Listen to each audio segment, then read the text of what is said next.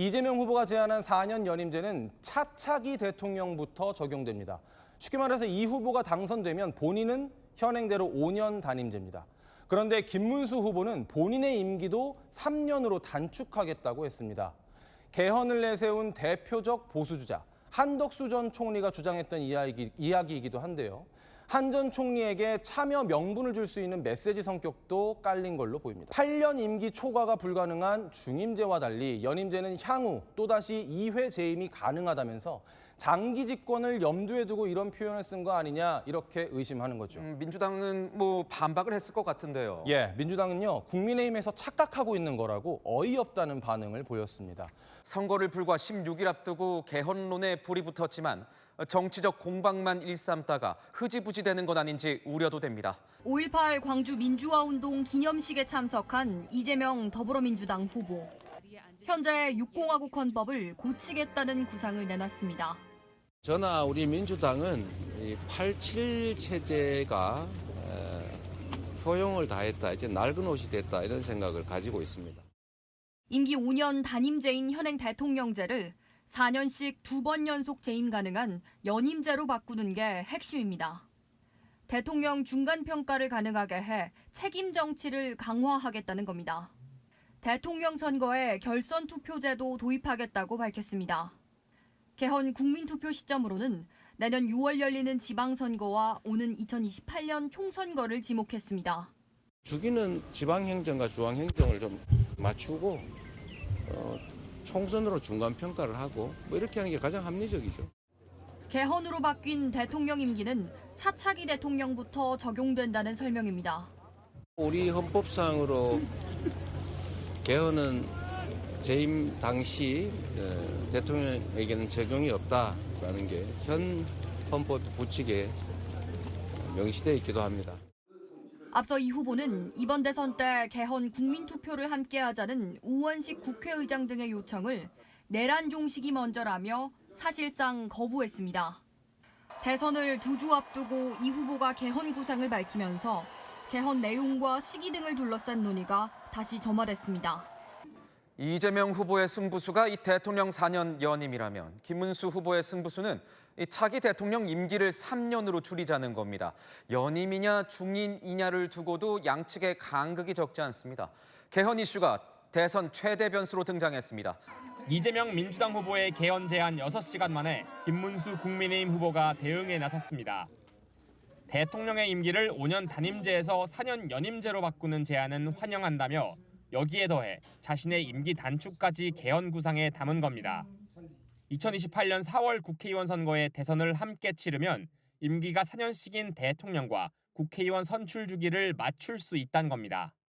삼류 정치가 대한민국 경쟁력을 깎아먹고 민생 경제의 발목을 잡고 있습니다.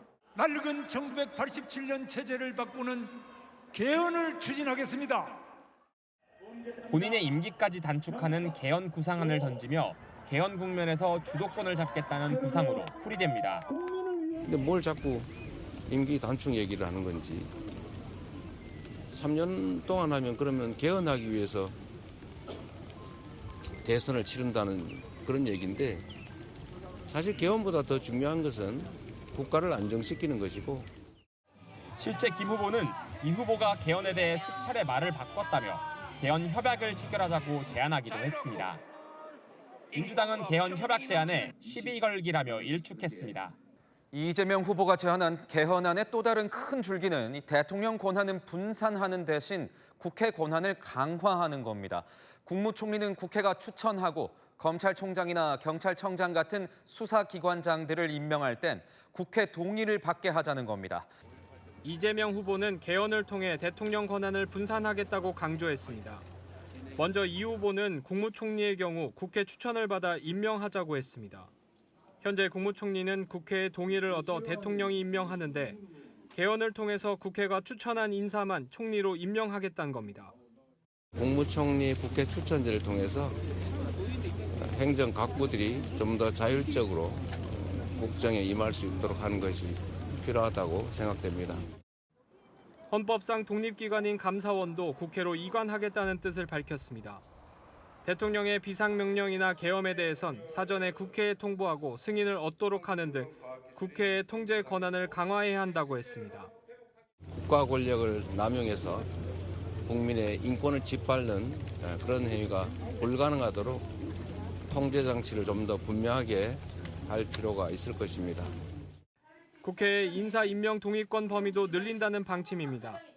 중립성이 필수인 공수처, 검찰청, 경찰청 같은 수사기관이나 방통위 인권위의 기관장을 임명할 때에도 국회 동의를 받도록 개헌해야 한다는 구상도 밝혔습니다. 김문수 후보는 이재명 후보의 사법 리스크를 겨냥한 개헌 구상을 꺼내 들었습니다. 바로 헌법 84조. 현직 대통령은 내란죄나 외환죄를 제외하곤 형사소추되지 않는다는 규정을 특권으로 보고 폐지하겠다는 뜻을 밝혔습니다. 김문수 후보가 역제안한 개헌안에서 대통령의 불소추 특권 폐지를 공약했습니다. 불소추 특권을 폐지해 대통령이 되더라도 형사재판을 받지 않을 권리를 없애 만민평등의 대원칙을 확립하겠다고 한 겁니다.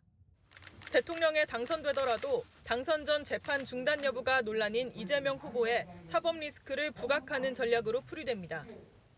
입법으로 권력자의 범죄를 삭제하고 입법권으로 사법부를 겁박하는 것이야말로 자유민주주의를 파괴하는 범죄 행위입니다. 국회에서도 이재명 후보의 방탄을 힘써왔고 또 이제 대통령 선거에서까지 발목을 잡히다 보니까 사실상 이재명 무죄법 아니냐, 같은 국민으로서 공정한 법의 심판을 받자는 취지로.